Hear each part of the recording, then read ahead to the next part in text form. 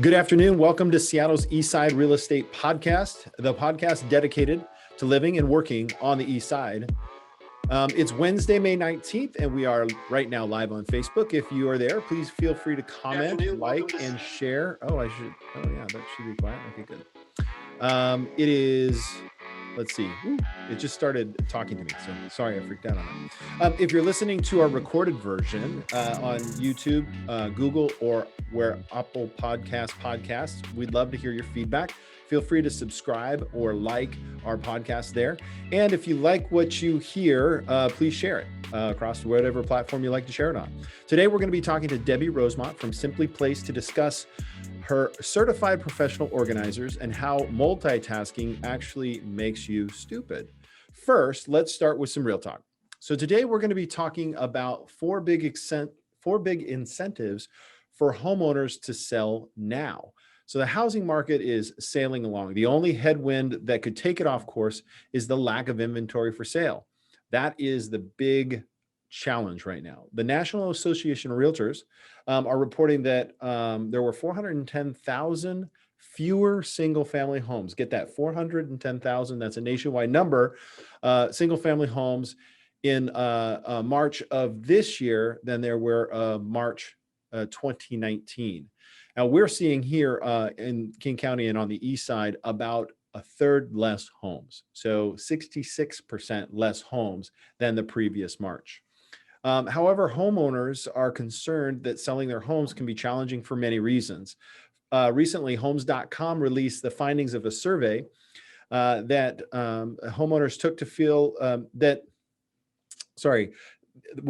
they took a survey to find out what their concerns are. And here are four of the major concerns. Number one, homeowners don't know if they'll be able to secure the next home before selling. So obviously, being homeless is not a great thing. And when you consider selling in a hot market, the number one question is, yeah, but we're not going to be able to negotiate a position.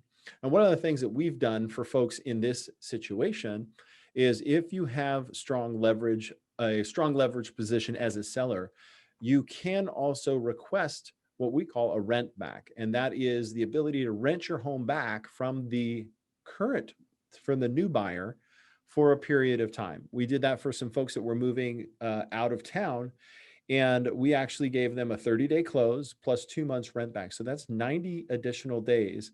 And they started shopping before they got their home on the market, so that when they got on the market, they could confidently put an offer on their future home. So it's pretty fantastic. Another challenge is homeowners aren't sure that their current home will sell for the asking price or at a top market price. And I have to say that this is a challenge that's being faced not only by homeowners, but real estate agents as well as appraisers. So I received a call today from an appraiser on a home that we sold and has closed. And he was asking me if I felt the actual market value was less than what we closed for. So he's kind of looking at it from like, I've got a bunch of comparables, but your house is an outlier. So how is it that we know that your home is going to, that other home should also appraise at that similar price? So it's not homeowners that are the only ones that are confused. It's also agents as well as appraisers, professional appraisers. Those are the ones that are that provide a valuation for the bank. So for a bank to determine that the house is valued at the contract price, an appraiser is an independent third party that comes in and gives that information. So an interesting study revealed that when comparing the first quarter of 2020 to the first quarter of this year, that sales actually doubled from an average of 2.4 offers to 4.8 offers. So that's twice as many offers on homes. And the good news for condo owners out there is we're actually starting to see a higher demand than last year. Last year didn't have as much of the demand. So to answer the question on whether or not they will get top price, it does depend. However, if you've seen our past podcasts and if you've seen some of our materials, there is a difference to how you market a house. Not every home where a sign's put in the yard is going to get top dollar. There are some things you can do, and we're excited. We're competing this week against another home in the same neighborhood, and I have to say, I'm very confident that we are the better two presented Forget about the better house. It's definitely a better house, but better to present it. And you can go to our website and take a look. Go to the eastsiderealestateteam.com/seller showcase. You can take a look at some of our examples. All right. So question number 3 is homeowners don't know if they will get an offer without their home requiring work or updates.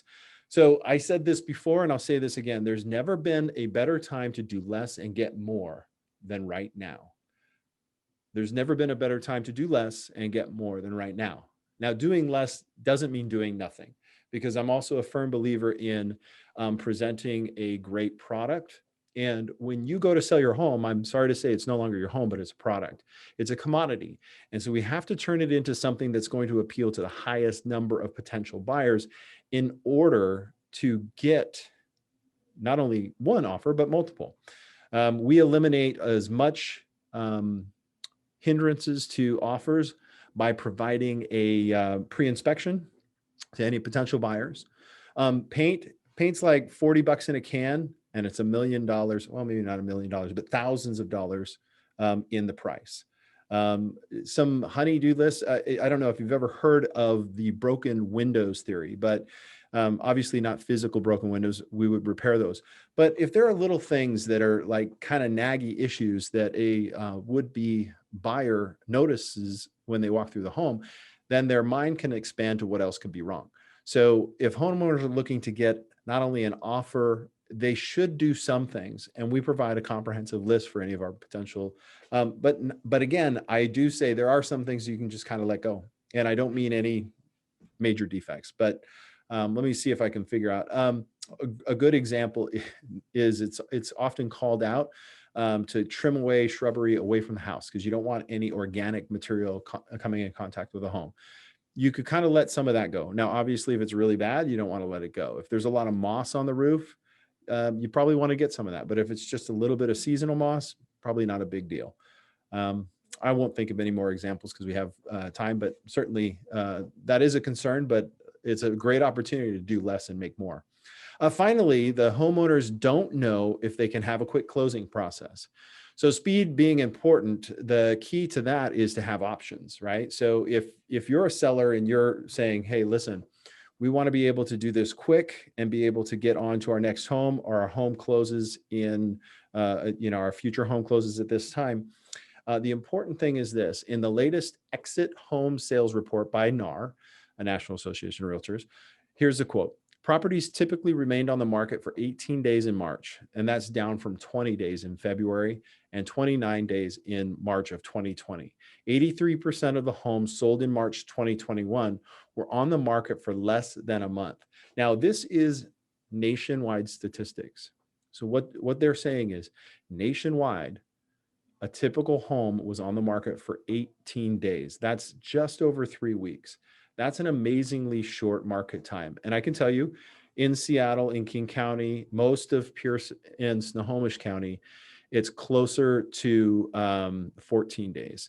Now, on the east side, it's 6, straight across the board. So basically, you're getting a week to identify if that home's going to fit for you as a buyer, and sellers can be inconvenienced for showings for about a week.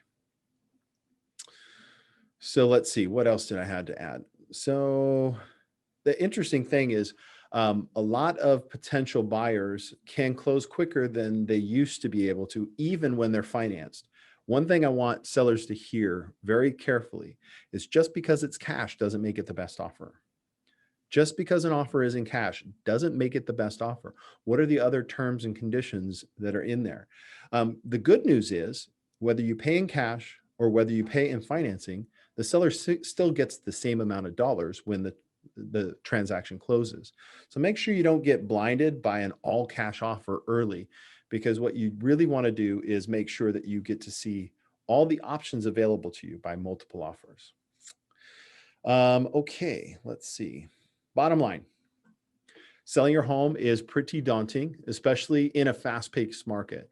I know there are people out there that will do a listing service for less than we do. That's fine. It's understandable. And I am confident that you get what you pay for. Our homes, our listings sell traditionally more than the average real estate agent. Over the last 4 years, we've recorded about 104%. So the list price to sales price, we're getting about 4% more. So if you end up going with a discount broker, you're ending up losing quite a bit of money to try and save just a little. So if you or anyone you know, your neighbor is thinking about selling and they want to have a consultation and find out, and some of these questions are like, and I think the number one question is like, where will I go? We've got options. We've got techniques. We've got things we can help them out with. Let's connect. You can find us on our website, the eastsiderealestateteam.com. You can give us a call at 425-200-4093. Facebook, Instagram, YouTube. If you can't find us, you're not trying, but we're available to you. I appreciate the real talk. Now that concludes it. So if you're, let's see, what else? If you'd like to talk to us directly, I mentioned that. So next up is Debbie Rosemont at Simply Placed. But first, we have a commercial from one of our sponsors. Are you worried about aging loved one who is isolated in their home? Or maybe they just had a fall and they're not safe in their house. If you're searching for a safe place for them to live, you've probably been overwhelmed by all the choices. There are over 150 assisted living and memory care communities licensed in King County and over 1,000 adult family homes. Oasis Senior Advisors has helped thousands of families navigate the transition, and they have compassion and understanding in getting to know your loved one and what they need. To learn more, reach out to Oasis Senior Advisors. Their website is oasisssenioradvisors.com. That's all one word, oasisssenioradvisors.com. Give them a call at 425-526-7111. That's 425-526-7111. That's Oasis Senior Advisors, your trusted partner for senior living and resources.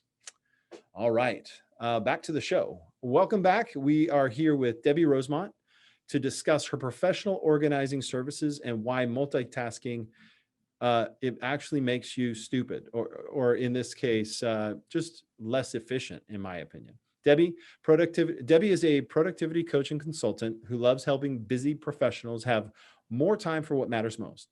Since the inception of her company, Simply Placed, in 2003, she's been working with her clients to clarify their priorities, remove time wasters like disorganization, too many emails, lack of systems, overwhelm, distraction, interruptions, and procrastination, among others. She helps them plan and manage their time, energy, and attention, and to create systems to accelerate results. Debbie Rosemont is an engaging speaker and an effective consultant and trainer, and has been interviewed numerous times for TV, print, radio, and online media. She is the author of the book, 6 Word Lessons to Be More Productive. So 6 Word Lessons to Be Productive, co-author of 1 Habit for Thriving at a Home Office, and the creator of several information products. Debbie Rosemont is one of the small number of certified professional organizers in Washington and was the founding member of Seattle's chapter of NAPO. She is an active member of NAPO, National Association of Productivity and Organizing Professionals. I can just see what their meetings look like. They're very organized, very structured, and also a woman business owner. She was a WBO. She was a proud finalist for the 2015 WBO Nellie Cashman Business Owner of the Year Award. A fantastic person. Welcome to the show, Debbie. Thank you, Dan. I'm really happy to be here. All right. So we are talking about multitasking, and I'm going to stay focused on just this interview today. So what kind of multitasking are we talking about? Yeah, the multitasking that doesn't work so well is multitasking 2 things or more at one time that need your focus or concentration. So we're not talking about, you can walk and chew gum at the same time, right? That doesn't take focus or attention. But a typical workplace example might be I'm listening to a webinar and I'm also sending email at the same time. Both, in theory, if there's purpose for being on that webinar and for the email you're sending, need your focus and attention for you to get the most out of it. And the downside to multitasking is much greater than the possibility that you could get more done in less time. It just doesn't work. Just doesn't work. Well, why do we feel like we have to multitask to get it all done, right? Because that's why we do it, right? That's why you're sitting on the webinar. You're like, shoot us on this email. Why do we feel like we need to do that?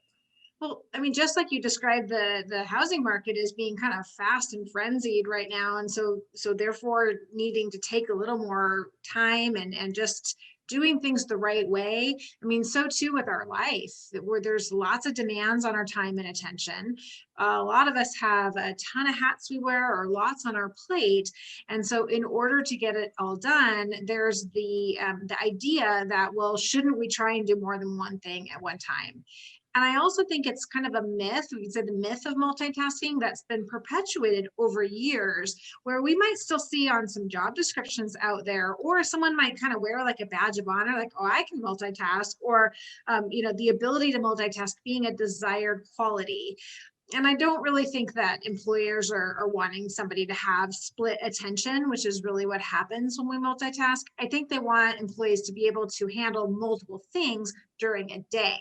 Mhm. Um, yeah.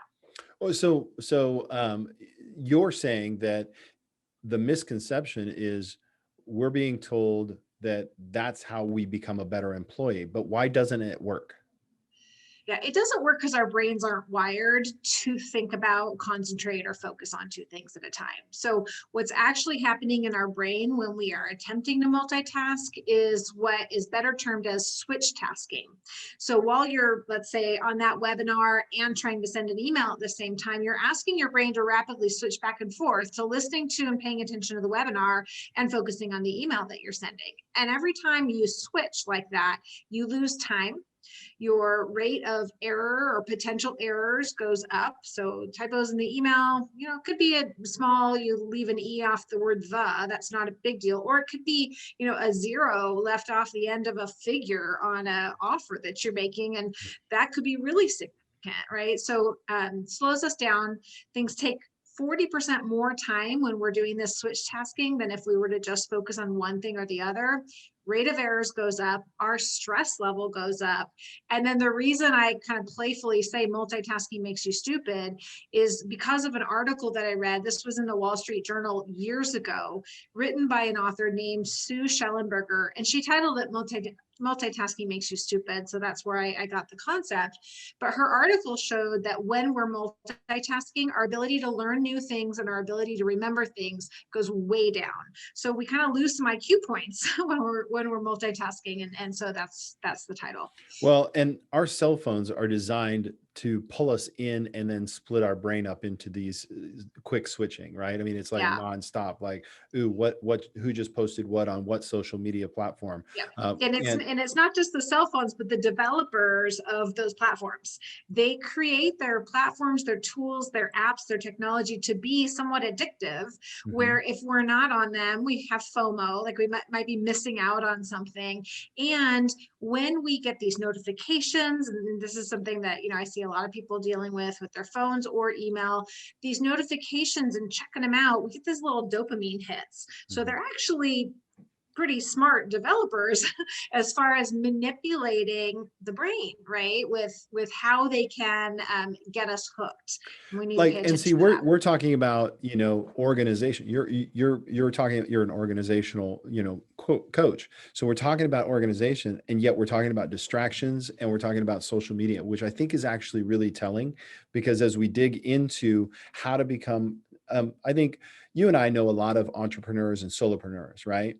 Mhm. And time to them is very limited, because if they want to have life balance, they want to be in a position to be efficient with their time and then switch off. And we're constant. And this is something that I think not only us, but the younger generations are going to have to figure out a way through this, because in order to become, a really good functioning member of society, you have to be able to be productive and also present, right? So that's like all around the organization stuff. So For sure. we need some tips.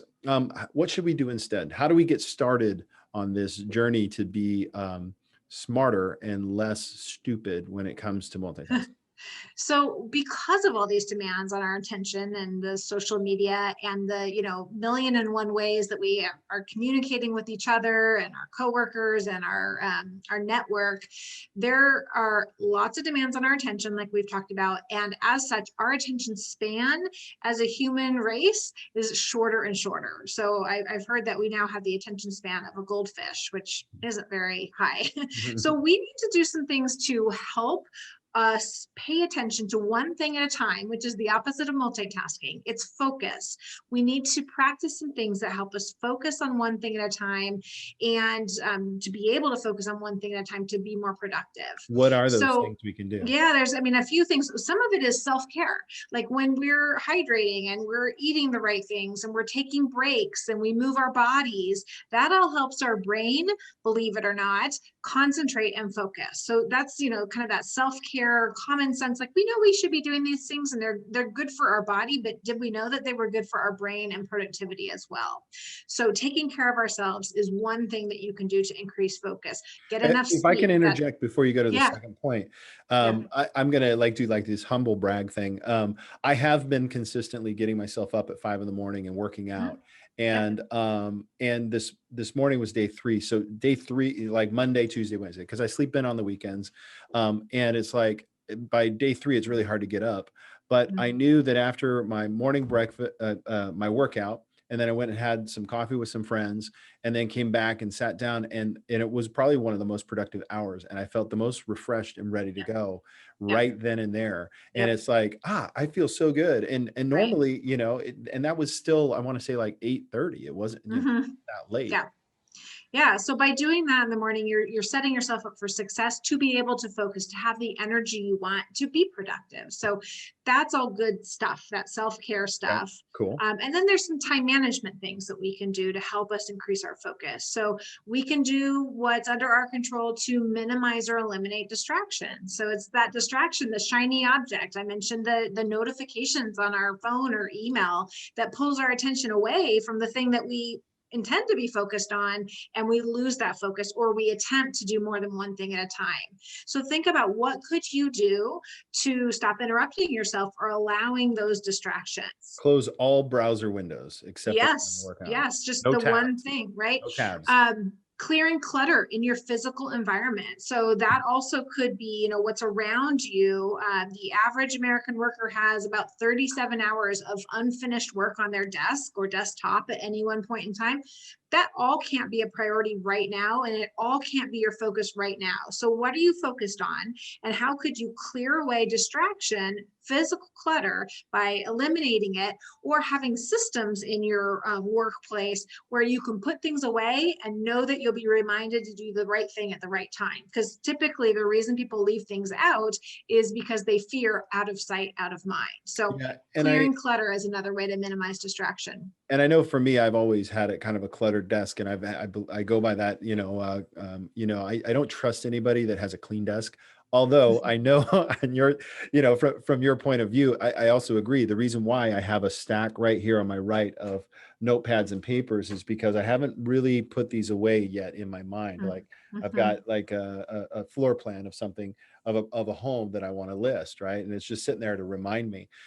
That could even be systematized, right? That's For where sure. For what's sure. the name of the book? The Get Things Done. Is that the name of the Getting book? things done. Mm-hmm. Getting Things Done, where they just talk about by physically putting away your saying that's done, and that's why I leave them out, because I'm there. Right. But then I need to Which action them too. I was gonna say, I disagree. I think by physically putting it away, if there's a to-do still associated with it, you just need a task management system to queue up that to-do. Hmm. So if you could put the thing away, but create a task on whatever, whatever you're using, whether it's a written to-do list or a calendar or an app or Outlook task, you tie that with the putting something away, you can have that thing put away, but that task, it's going to come up like if you say, I need to do this Friday, on Friday, there it comes up and you say, oh yeah, that's in the drawer right here. So you don't have to have it out reminding you, you just need good systems in place. I like that. That's good. Good systems in place.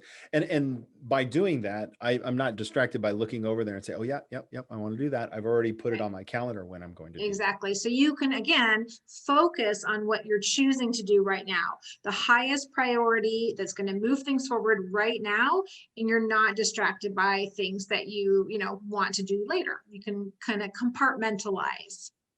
So it's interesting because it's organization, it's tuning out distractions. I think focus is huge. I have on my desk, I don't know if we can see this, but this is a timer so that I can actually turn on a timer. And if my task was to work on A, B, or C task, whatever it is, I set my timer and can just stay focused on that.